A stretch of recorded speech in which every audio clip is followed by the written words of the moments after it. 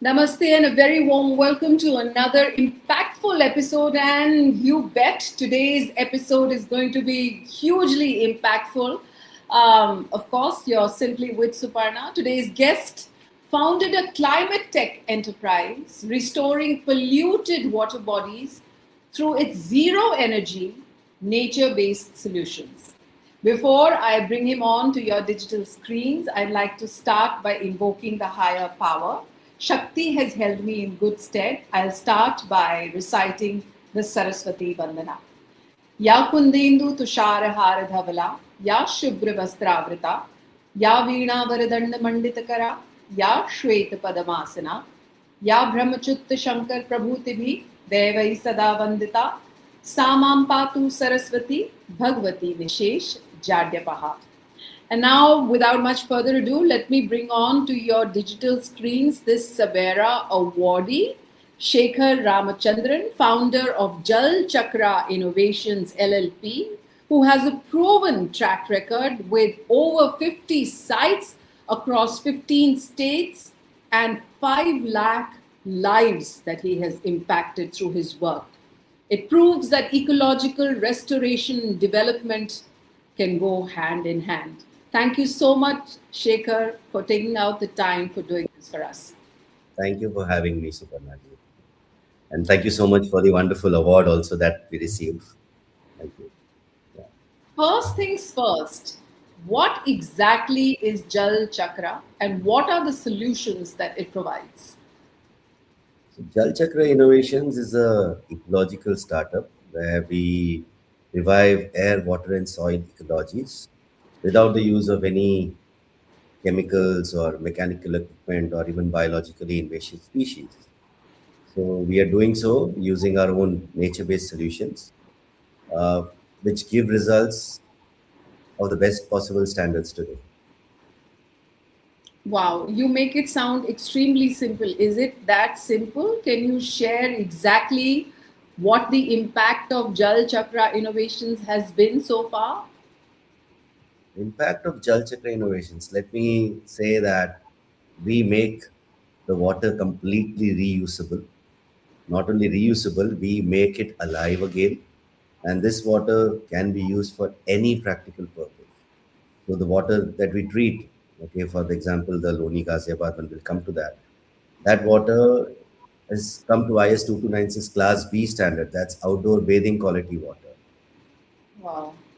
And that Wow. too, My experience with sewage treatment plants and recycling water isn't very pleasant, to be very honest. I know, in the past when I traveled to various parts of the country, for example, in Hyderabad, the airports and public places have a mandate to use STPs, but yet the water quality seems yellowish. I wonder why. I mean, is that something that Jal Chakra is doing? we are working in a very different perspective. Now, the world talks about cleaning water bodies. Now, it's either physical, you have to do a physical cleaning, or chemical or biological interventions. So they're all working in silos. Okay, so they're trying to somehow get rid of the problem, but they have still not seen what is the problem. What the problem is, it's an ecological problem. And how is it an ecological problem? All of this is impacted by the excessive pollution. Now, what happens when there is excessive pollution? You are overpowering nature. And when in doing so, all the native microbiota, everything goes for a toss. Everything starts dying. So people are not looking at the main factors where the pollution has affected. They are just merely trying to clean it. So that's where there's a major disconnect between what we are doing versus what the world is presenting. So tell me a little bit more about what exactly are you doing? Can you share a transformational story from one of your projects as to before and after and how your intervention actually made a difference and an impact? So we work with actually resurrecting. So there are these three RRRs: resurrecting, restoration, and rejuvenation. Okay, resurrecting is we resurrect the dead water body. Okay, so it's in a dead state. So you give it a CPR. So that is where your native microbiota comes alive. So when the microbes that are the founding factors of a life, they come alive, they start doing their own metabolic activity. So, and once they start functioning, they start consuming all the pollution that is already existing and present in it. And that is where you have started the healing process. So you are now beginning to work with the water body and revive it. And then you have your resurrection phase. Now, in the resurrection phase, what happens is you go down, you are dredging everything, all your pollutants. That's mainly the sludge. Sludge is the biggest problem for all water bodies across the world. Okay, because that is the place where the water body gets disconnected. Now, what is a water body? You have to understand that it's the conjunction point between air, water, and soil. Okay, and there are a lot of ecosystem services that this water body gives to the world. Okay, and who is doing all these inter-exchange? These exchanges are done by the microbes that are present there. So when the microbes are alive, even they start consuming the sludge below. Now, when the sludge is non-existent, your water body gets connected. And when your water body gets connected to the aquifer below, you will never have any problem like flooding, because whenever there is excessive rain, the water is supposed to seep into the ground. Okay, when there is less rain, when there is too much heat, the water is supposed to come up from the ground through capillary action. Now, this is not happening only because there is the huge layer of sludge that is existing. Now, we are able to consume this sludge, and that's why we are able to connect the water body to the ground below. And that's why all the exchanges start happening. The And more that I'm listening to you, the more I feel, there is a kind of a going back to where we come from. Again, the wisdom of the land. I remember, even while growing up, uh, we all used to keep Ganga Jal in our house. And, my mom used to say Ganga Jal has a quality. She obviously didn't know what the technical terms, etc. is. But as long as she was there, she says that it never goes bad. It'll be in a jerry can, and there are some specific microorganisms inside that water that keep it as fresh as ever. So is it something similar to that? Is what you are trying to do with various water bodies? with regards to what Ganga Jal is, I can add something very interesting here. Okay, the water of Ganga Jal, of Ganga Ji, is ORP negative. What is ORP? Is your oxidation reduction potential. Okay, so you have these oxidizing agents and reducing agents. So whenever your ORP is negative, okay, all known pathogens known to mankind die its own natural death. So there will be no pathogens in ORP negative water. That's why Ganga जल को कुछ नहीं होता है. It never कभी सड़ नहीं पाता. That's the main reason why Ganga Jal is Ganga Jal. And of course, for all our religious reasons, it's like one of the most holy places. But the water is alive. That is where, now when your water is at a negative 400 or 300 plus, sorry, minus 300, that is where the water is termed as alive water. Okay, and that is the state where no pathogens can survive. And that is the, we as human beings, we are alkaline beings. Okay, and we need oxygen. Now, your oxidizing agents are short of oxygen. So that water that you drink, unfortunately, the Bisleri and every other water that is present out there, which we drink as mineral water, they are all positive 200 ORP. So technically, we are not even doing anything any good to our body by drinking that water. Wow. So what I'm hearing from you is that other water bodies can also be revived, like just like Ganga. In fact, a lot of conversation on replenishing Ganga also is there, considering that there is so much pollutants that we are now putting into Ganga Ji itself, the very fact that it has managed to survive in so many centuries, I don't know. I mean, the technical aspect of it, but that can be replicated in Yamuna as well, considering that Yamuna has been declared a dead river. It can be completely brought back to life.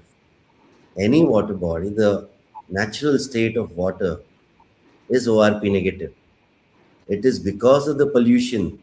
It's because of us putting all the waste that we can possibly into it that we have converted it to an acidic state and also to ORP positive state. And technically speaking, not many people know how to convert the water to ORP negative. Now, this is rooted only through Indian knowledge systems and with all the invention done by Madhukarji. And because he understood where the problem lies. And in understanding that, these solutions were created.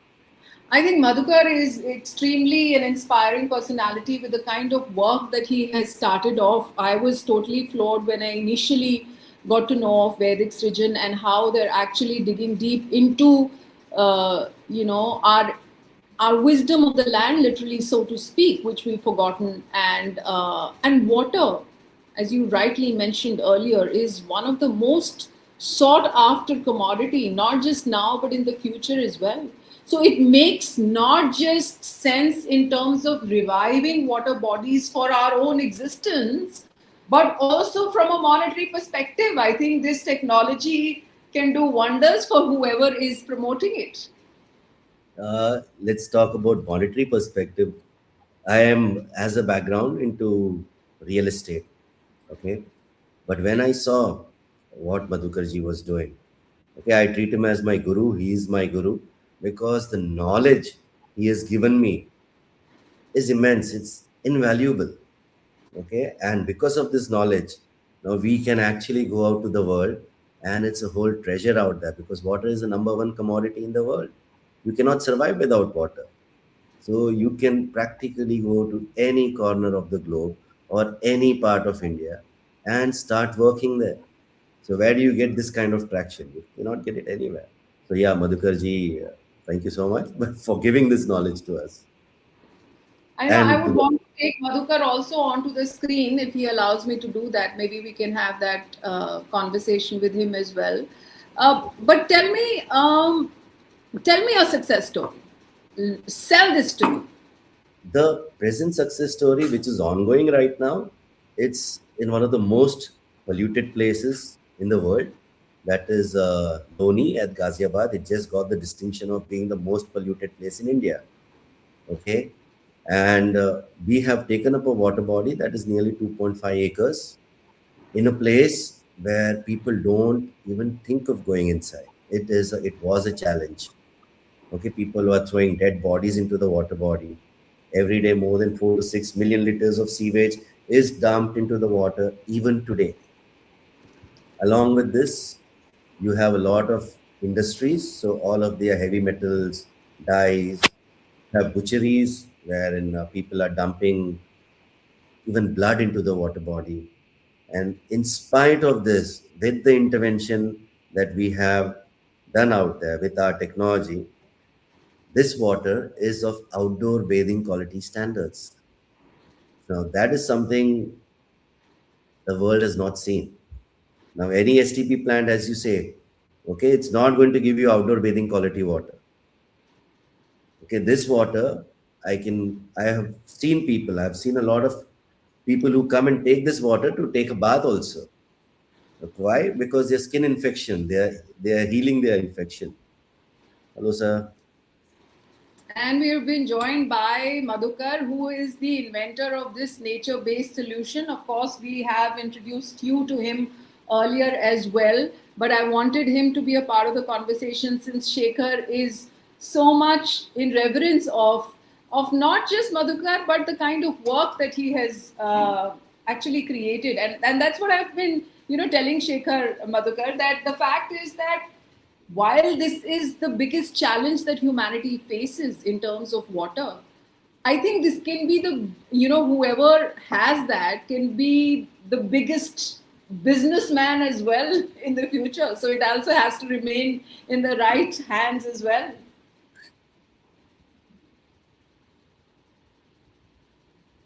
You're muted, muted. You're Yeah. muted. I don't know why your voice is not coming through.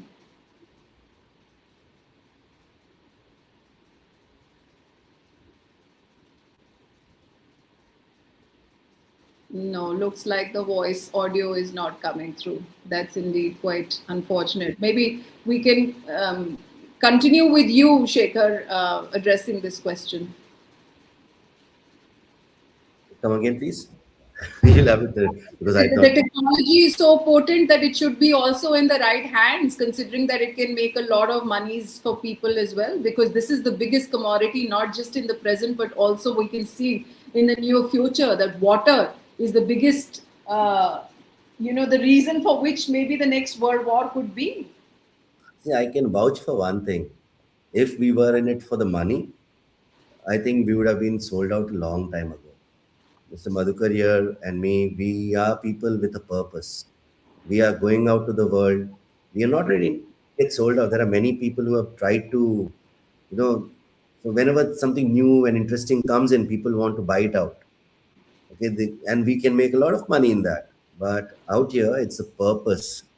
It is the change that we can easily do, and it's achievable.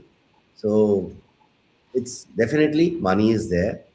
And why is this money there? Because water is the source of life. Okay, and without water, nothing can survive. So you need water, and every government out there, the biggest challenge for any government is water. How do you give water to the people? So when you're Because talking about the government, do you think there is scope to for this restoration through nature-based solutions, as you are propounding, and a policy being implemented in? Are you working towards that as well? of course, the last project that we worked on is under the aegis of Amrut 2.0. It was a tendered project taken from the government of by the UP government by loan by Nagar Palika Parishad Loni. Okay, so it's a government project and where we took a tendered contract and we have successfully showcased how a nature-based solution can give you results. Okay, let me share something with you. When we started our project, all the engineers they started coming and telling, "पानी कभी खाली करोगे? पानी कभी खाली करोगे?" And we are like, "हम लोग पानी खाली नहीं करते," because that's the only way they know how water bodies are treated. Empty the water body, dredge it completely, and then try to fill it again. And in doing so, you're actually kill the water body because there are microbes that are present on top in the water body, in the sludge below, in the uh, water bed below, not the sludge, I'm sorry. So we are not doing things the way it ought to be done. Now, nature has created a self-healing mechanism. Water bodies are capable of healing itself. Okay, now we see this Jalkumbi, that is all the hyacinth, water hyacinth that is floating. What is that? It is basically a mechanism for the water body to absorb all the nutrient overload. Okay, and once it does its job, there should be no overload. It's supposed to die and sink down. But it's not sinking because the pollution is continuously there. It's coming and coming and coming. So your nutrients, so these hyacinths and water weeds, they are continuously trying to extract all the pollution, all the nutrient overload. And Wow. that's why you see that all the water bodies are covered with a layer of hyacinth nowadays because the pollution never stops. But fortunately, in any of our water bodies, you'll not find an inch of hyacinth or water weeds or anything whatsoever. And does Why? this remain, or does that, do you have to continually probably manage that water body? Do you exit from after restoring it, or does that need to a constant monitoring is required? How it works is how much is the pollution that is coming into the water body. See, once we treat the water body and once we understand like how much is the pollution that is coming on it in an everyday basis, we calibrate the water body to digest all the incoming load. Okay, I'm giving a little technical jargon here. So it's like whatever pollution is coming in, we can actually calibrate it. Okay, and the water body will be continuously be able to digest all that incoming load. But the minute your digestion, your pollution goes beyond a certain point, then it is again going to overpower the water body. And that is where we have to come in and probably redo whatever is required to get it back again. I also want to know from you that besides, of course, we know it's a life resource, but what has been the change or the impact created beyond clean water in a place like, for example, you gave the example of one of the most polluted places here in Uttar Pradesh, and how has the whole ecosystem around in terms of people, how have they gotten impacted with it? So what we've done is for each of the water body or every place where this technology has been uh, intervened with, we have done a socio-economic impact assessment that's called the SEIA survey. Now, that is a survey. Let me show one book to you. So, this is the book. Okay. Now, this is done by Giri Institute of Development Studies. Okay, that is a Government of India undertaking, along with Lucknow Management Association, where they went and studied every water body and all the people living around these water bodies. More than 300 people were interviewed with more than 300 questions being asked to every one of them. So the impact that it created came out, and it's reflected in this book. That is your health index, your happiness index, your poverty index. All these indexes, how they have changed from pre-intervention to post-intervention. For example, your, as I said, your health comes back. Okay, you don't have to go to doctors. Your spending is reduced, so you have more time to work. Okay, your, because there is a lot of it also becomes a heat sink. So you, through your UHI and PVHI effect. UHI is urban heat island effect. Okay, wherein the whole area, when your water body is sick, will stop absorbing the temperature. Now, when it comes back to life, it becomes a heat sink. So your ambient temperature around the water body is going to get lower by 4 to 6 degrees. So that itself gives a lot of electricity saving. So people around a water body, okay, experience a lot of health benefits, monetary benefits, okay, and their life changes completely. So that's the difference that we have seen with the health of the water body being restored. And along with that, let me add something. It's not just the health; it's also the groundwater recharge takes place. So you have abundant water. Okay, your, in fact, Loni Ghaziabad, there were people in their taps. The water color used to be all dark, murky, and they were using that somehow because they were forced to use it. They didn't have any other source, and now they are living very blessed and peaceful lives because of the intervention that has taken place. Tell me also, can this also be used in like colonies, like in the overhead tanks where they store water, etc.? Does this work there as well? No, it does not work there because see, we are working with nature. For nature, you need your air, water, soil continuum. So it has to. Water bodies are basically the conjunction point, as I said, between air, water, and soil. So you need soil below. So without soil, the ecosystem services won't be delivered. So wells can be worked with, is what I'm hearing. Lakes, ponds, rivers. Anything that is large in size can be worked in.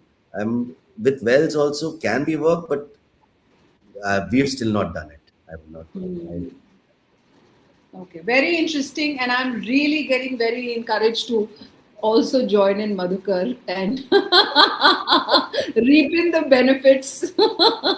definitely, you should be most welcome because yeah, we need people like you out here.